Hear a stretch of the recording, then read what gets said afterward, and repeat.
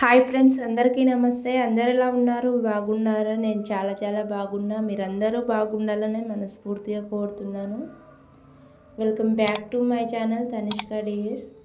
Evening snacks లాగా ఇలా ఉల్లిపాయ పకోడీ చేసి పెట్టండి, చాలా ఇష్టంగా తింటారు. పిల్లలైనా పెద్దలైనా టేస్ట్ అయితే చాలా బాగుంటుంది. ఎలా తయారు చేసుకోవాలో చూసేయండి. తయారీ విధానాన్ని నేను చూపిస్తున్నాను.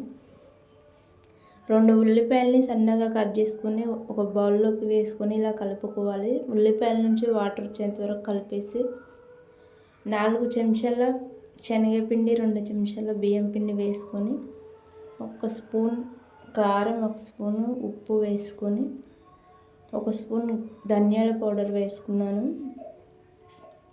గరం మసాలానే వేసుకోవచ్చు. ఇక్కడ కొత్తిమీర, పుదీనా, పచ్చిమిర్చి ఇట్లా వేసుకోవచ్చు. నేనైతే అవేవి వాడలేదు. కారం, ఉప్పు వేసుకొని కలుపుకున్నాను. 1/2 టీ స్పూన్ పసుపు ఇట్లా వేసుకున్నా. పచ్చిమిర్చి వేస్తే మా పిల్లలు తినరని అవేవి వాడలేదు నేను ఇక్కడ. మీరు కొత్తిమీర, పుదీనా, పచ్చిమిర్చి అయినా వేసుకొని కలుపుకొని పకోడీ అయితే చేసుకోవచ్చు.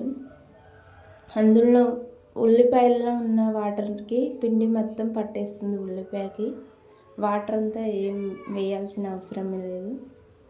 ఇలా స్టవ్ ఆన్ చేసి కడాయి పెట్టుకొని ఆయిల్ వేసుకొని ఆయిల్ వేడయ్యాక పకోడీ వేసుకొని ఇలా ఈ కలర్ వచ్చేంత వరకు కలిపేసుకోవాలి.